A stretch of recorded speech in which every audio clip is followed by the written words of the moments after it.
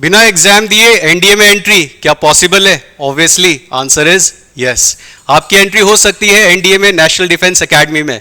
Obviously अगर आपकी schooling सैनिक स्कूल, आरआईएमसी या फिर आरएमएस, राष्ट्रीय मिलिट्री स्कूल, या फिर अगर आप किसी भी रिकॉग्नाइज्ड बोर्ड से अपनी स्कूलिंग कर रहे हैं तो आप एलिजिबल होते हो विदाउट गिविंग एनी एग्जाम इस एंट्री के लिए। तो यहाँ पे इस एंट्री को डिस्कस करेंगे। सारे पेरेंट्स और स्टूडेंट्स के लिए बड़ा हेल्पफुल सेशन रहेगा, क्योंकि कई पेरेंट्स अवेयर नहीं रहते कि क्या अपॉर्चुनिटी उनके पास रहती है। तो आज उसको डिस्कस करने वाले हैं। ऑब्वियसली जैसा कि आप सब देख सकते हैं, तो ये एंट्री जो है आप सबके सामने जो मैं प्रेजेंट कर रहा हूं, ये सबके लिए होगी जो कि आपके सैनिक स्कूल बोले या फिर आरआईएमसी बोले या मिलिट्री स्कूल बोले या फिर कोई सा भी रिकॉग्नाइज बोर्ड है, सबके लिए ये एंट्री होने वाली है, जिसमें आपको कोई एग्जाम नहीं देना होता, कोई एनडीए का एग्जाम नहीं देना होता। तो ये जो सेशन है बड़ा हेल्पफुल है, तो ध्यान से देखना। एक एक चीज मैं आपको आज डिटेल में बताने वाला हूं, ये कौन सी एंट्री है ऐसी। देखो, जब 12th पास करता है स्टूडेंट, चाहे वो सैनिक स्कूल से बोले, चाहे वो आरएमएस से बोले, चाहे वो आरआईएमसी से बोले, चाहे कोई से भी रिकॉग्नाइज बोर्ड से बोले, तो आप सबके सामने एक चीज रहती है कि आपका जो रिकॉग्नाइज बोर्ड रहता है सबके लिए सेम है, सीबीएसई है, और सबकी जो एजुकेशन प्रोवाइड करी जाती है, ऐसा नहीं है कि सैनिक स्कूल ने अपना कोई पैटर्न बनाया, आरएमसी ने कोई पैटर्न बनाया या आरएमएस ने कोई पैटर्न बनाया। सब फॉलो करते हैं सीबीएसई की गाइडलाइन, सबकी सीबीएसई की गाइडलाइन को फॉलो करते हैं। बट हाँ, एक चीज रहती है, जब हम बात बोलते हैं आरएमएस, सैनिक स्कूल और आरआईएमसी की, ये प्रोवाइड करते हैं आपको मिलिट्री एजुकेशन, जो कि एनी अदर रिकॉग्नाइज बोर्ड में आपका प्रोवाइड नहीं की जाती। एक डिफरेंस तो ये आ जाता है। अब ये एंट्री किन के लिए खुली हुई है वो मैं आपको बताने वाला हूं। देखो, पहले तो इस बात को समझ लें आप सब कि 12th के बाद आपके पास क्या क्या अपॉर्चुनिटी रहती है, चाहे आप आरआईएमसी में थे, आरएमएस में थे या सैनिक स्कूल में थे। देखो, एक ऑप्शन तो आपके पास ये रहता है कि एनडीए का, और दूसरा ऑप्शन रहता है टीईएस का। हालांकि सैनिक स्कूल, आरआईएमसी, आरएमएस, इन तीनों का एक प्राइमरी ऑब्जेक्टिव है कि to train students for national defence academy और या फिर एनए। कईयों को यह बात भी नहीं मालूम कि एनए भी होता है उसके साथ, और इस टॉपिक पे मैं वीडियो बाद में लेके आऊंगा आप लोगों के लिए। अब इसके अलावा ये बात को याद रखें, जब इसके एग्जाम के बारे में बात बोले तो ये यूपीएससी कंडक्ट करवाता है। And as far as TES is concern, technical entry scheme, ये जो कंडक्ट करवाया जाता है मिनिस्ट्री ऑफ डिफेंस के अंडर पे कंडक्ट कराया जाता है।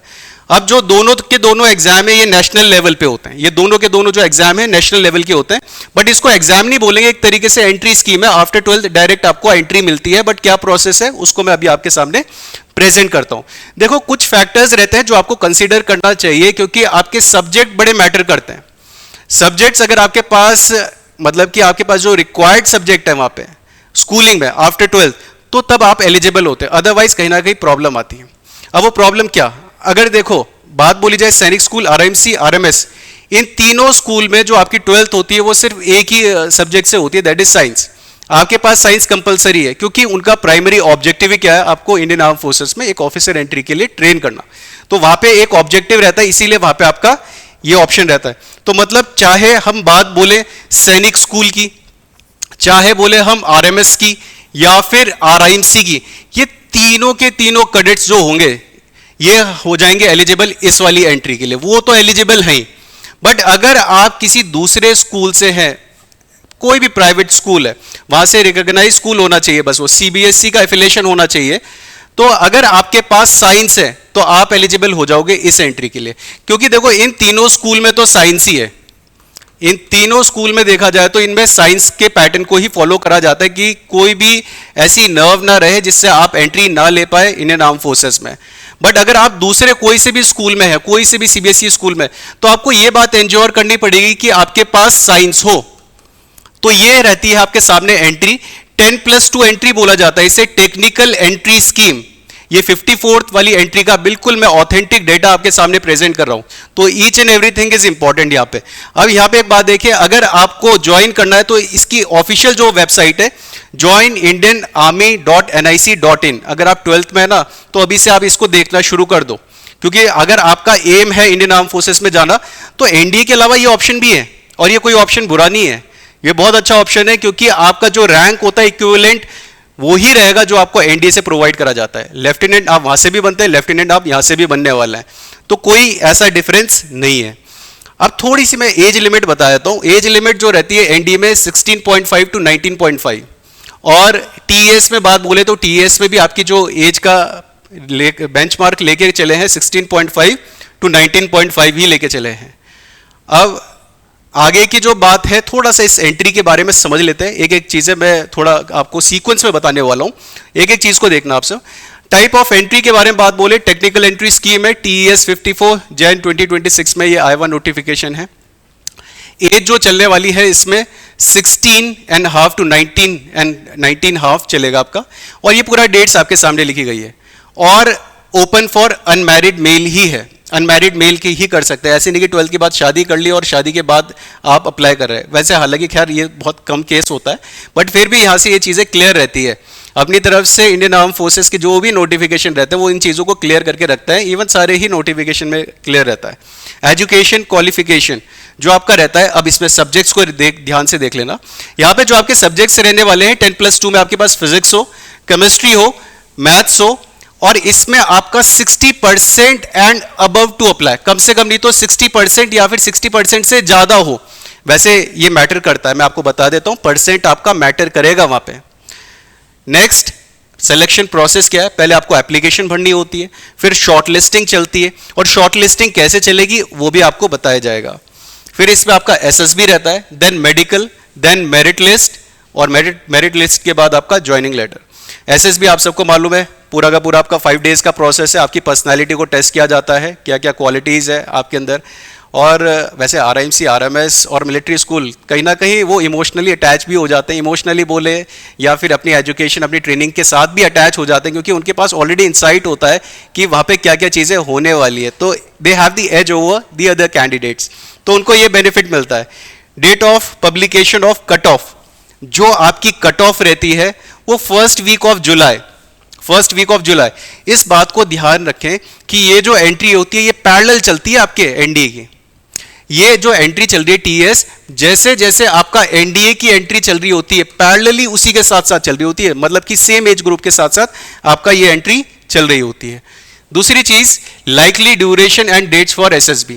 तो ये जो आपकी SSB की डेट्स रहती है अगस्त टू सितंबर आ जाती है, इस समय आपका SSB रहता है। प्री कमिश्निंग ट्रेनिंग जो होती है आपकी अलग अलग जगह होती है, ठीक है। हालांकि खैर ट्रेनिंग के बारे में इतना जानने की जरूरत नहीं, अगर आपने एग्जाम दिया है तो ट्रेनिंग तो आपकी होनी ही है, बट फिर भी आपका कैडेट्स ट्रेनिंग विंग होता है इंडियन मिलिट्री एकेडमी में देहरादून में, यहाँ पर भी आपकी ट्रेनिंग होती है। ड्यूरेशन आपका 4 इयर्स का रहता है, 3+1। देखो अगर आपने PCM से कर रहे हैं, बीटेक भी करोगे आप किसी कॉलेज से, तो वहाँ पे भी वो कॉलेज में आपका कितना 4 साल का होता है, तो यहाँ पे भी आपका ये पूरा कंप्लीट 4 साल का ही है। इंजीनियरिंग डिग्री मिलती है आपको, ठीक है। और स्टाइपेंड बोले तो स्टाइपेंड आपका ये रहता है पर मंथ, IMA में, सिर्फ IMA में मिलता है, इस बात को याद रखें। इंडियन आर्म फोर्सेस में आपके लिए अगर आप ऑफिसर एंट्री के लिए कर रहे हैं, तो चाहे आपने कोई सी भी एंट्री से गए हो, चाहे वो ND है, चाहे वो CDS है, चाहे वो TES है, अगर आप लेफ्टिनेंट रैंक के लिए ट्रेनिंग कर रहे हो तो वहाँ पे आपका जो स्टाइपेंड रहता है वो फिक्स है, इतना रहता है, इतना आपको स्टाइपेंड मिलेगा। रैंक आफ्टर ट्रेनिंग आपका लेफ्टिनेंट ही रहने वाला है, ठीक है। Salary on commissioning CTC approx 17 to 80 lakh per annum रहेगा। एज इट इज वही बात बोली जा रही है जो आपकी NDA में होती है। इसको ये मत समझ लेना ये थोड़ा इंफीरियर है, ये कोई इंफीरियर नहीं है, ये इक्विवेलेंट बराबर ही है। अगर आप टेक्निकल फील्ड में जाना चाहते हैं तो मैं ये बात बोलूंगा कि आपके लिए बेस्ट अपॉर्चुनिटी ये रहती है TES एंट्री, क्योंकि यहाँ पे पूरा डेजिग्नेटेड ही बात बोली गई है। टाइप ऑफ कमीशन, इसमें भी आपकी कमीशन जो होती है वो परमानेंट कमीशन है, ऐसे शॉर्ट सर्विस कमीशन नहीं है। जैसे OTA होता है, CDS के बाद आपका एक एंट्री होता है OTA का, ऑफिसर ट्रेनिंग एकेडमी का, तो अगर आप उसमें जाते हैं तो उसमें आपका क्या होता है, शॉर्ट सर्विस कमीशन होता है, बट ये परमानेंट कमीशन है। और इसमें सर्विस कहाँ कहाँ पे रहती है आपकी, आर्म्स एंड सर्विस हर जगह ही रहती है। Corps of engineers, corps of electronics and mechanical, मतलब हर तरफ आपको जो टेक्निकल फील्ड्स हैं वहाँ पे आपको अपॉर्चुनिटीज मिलती है। नेक्स्ट जो इंपॉर्टेंट बात है, अब आपके पास ये होना चाहिए बेटा, अगर आपने आफ्टर 12th आप अप्लाई कर रहे हैं एग्जाम के लिए, तो आपके पास अगर साइंस थी तो आपको एक काम जरूर करना है, दैट इज JEE मेंस में आपका अपियर होना चाहिए, ठीक है। सो एप्लीकेशन जो इनवाइट होती है आपका किस में होता है, फिजिक्स, केमिस्ट्री, मैथमेटिक्स तो हो, ये बात तो बोली गई है, बट इसके साथ साथ आपको अपियर्ड होना पड़ेगा JEE मेंस 2025 एग्जामिनेशन में। हालांकि मैं आपको ये बात बता देता हूं, पहले के टाइम में ये JEE मेंस वाला क्राइटेरिया था ही नहीं, इस क्राइटेरिया को बाद में ऐड करा गया है, ठीक है। वैसे एक और एग्जाम है, और उस पर भी मैं एक वीडियो बना दूंगा। वो एग्ज़ाम होता है नर्सिंग के लिए होता है, एमएनएस बोलते हैं उसे, मिलिट्री नर्सिंग सर्विसेज बोलते हैं। तो मिलिट्री नर्सिंग सर्विसेज में भी क्या होता है कि पहले तो डायरेक्ट एंट्री होती थी, कि एग्जाम होता था उसके बाद एंट्री हो गई, बट अब उसमें भी नीट का स्कोर लगता है। वैसे ही यहाँ पे आपका इसमें लगेगा। इसमें आपको सीआरएल के अकॉर्डिंग आपको सिलेक्शन होता है। सीआरएल आपका कॉमन रैंक लिस्ट में होना चाहिए, आपका कॉमन रैंक लिस्ट में, ठीक है।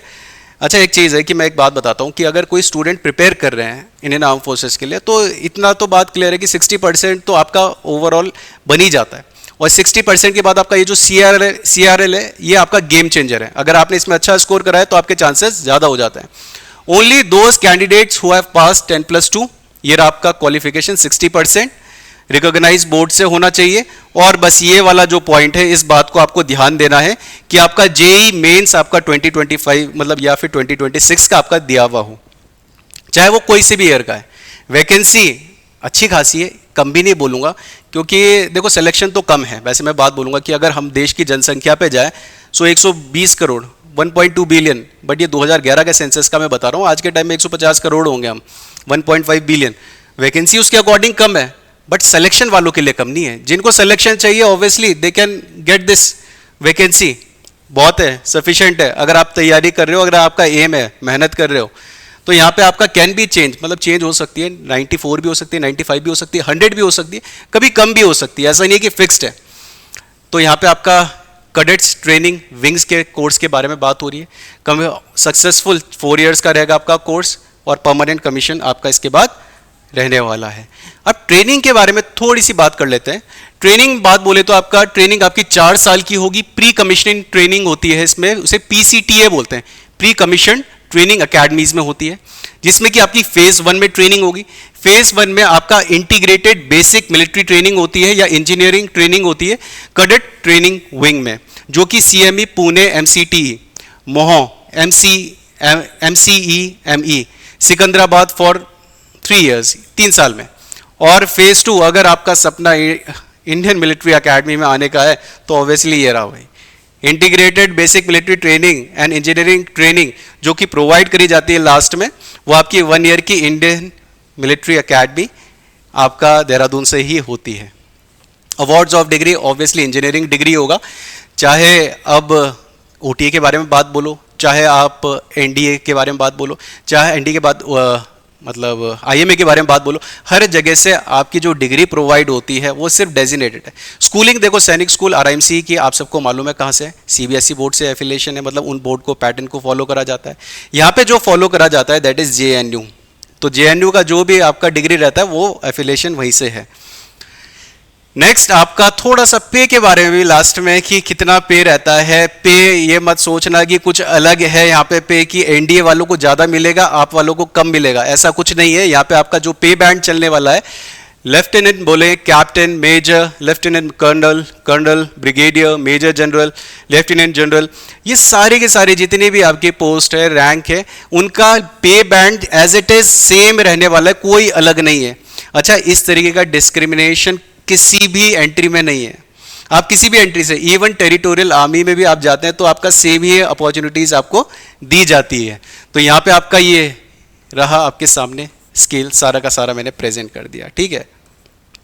बट इस पे ज़्यादा ध्यान ना दें, जैसा कि मैं हर बार बात बोलता हूँ ना, फर्स्ट डिजर्व देन डिजायर, पहले तो डिजर्व कर लो। ये तो डिजायर वाली बात आ गई ना कि आप सैलरी को पहले देख रहे हो, तो सैलरी में ध्यान ना देते हुए आप अपने ड्रीम डेस्टिनेशन को देखें, that is national defence academy. और कहीं ना कहीं अगर आप सैनिक स्कूल, आरआईएमसी, आरएमएस या फिर किसी अदर स्कूल में भी आपका एम है, तो ये रही बेटा खड़कवासला की आपकी नेशनल डिफेंस एकेडमी। इसको दिमाग में, विजन में लेके आ जाओ ताकि आप उसके साथ कनेक्टेड रहें। ये उसका सिजल है नेशनल डिफेंस एकेडमी का। तो आज का सेशन आई होप सारे स्टूडेंट्स और पेरेंट्स के लिए काफ़ी हेल्पफुल रहा होगा। आगे भी मैं इन्फॉर्मेटिव वीडियोस लेके आऊँगा, क्योंकि कहीं ना कहीं पेरेंट्स को काफ़ी सारे डाउट रहते हैं, और उन्हीं डाउट को क्लियर करने के लिए यहाँ पे हमारी तरफ से एक इनिशिएटिव स्टार्ट करा गया है। So that's all, have a great day everyone. जय हिंद, जय भारत।